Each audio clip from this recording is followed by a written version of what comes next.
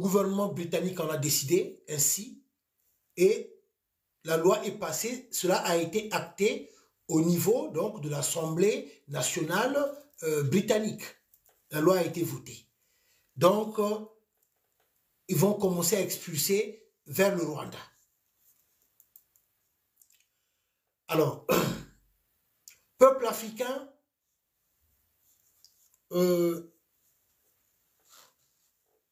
ce message est pour tous les Africains. Avant que je puisse m'adresser directement vers les pays comme la République du Congo ainsi que la RDC, mais ce message est pour tous les Africains.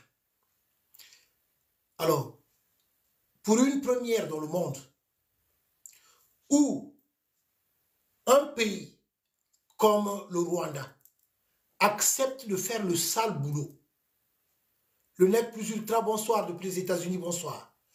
Donc, un pays comme le Rwanda accepte de faire le sale boulot, de pouvoir accepter, de recevoir ceux-là qui seront dégoûtés de leur demande d'asile en Angleterre.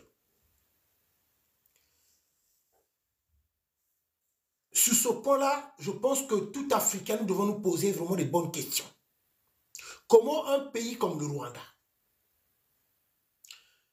un pays sous-peuplé, dont ils sont tellement sous-peuplés, un petit pays comme le Rwanda, qui ont un problème de terre, prévenez qu'ils vont chercher des terres ailleurs.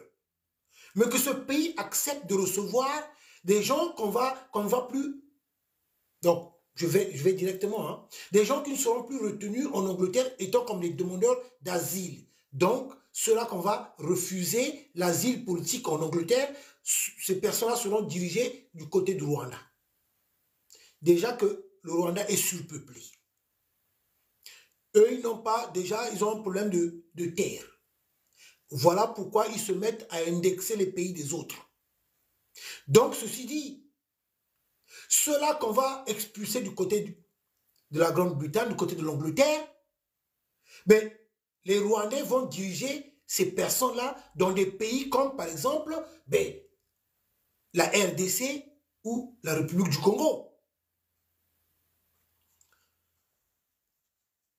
Comment un pays comme le Rwanda va accepter ce sale boulot de pouvoir recevoir des gens qu'on va refuser l'asile? Donc, du coup, nous, en Afrique, on va se retrouver avec des Afghans, avec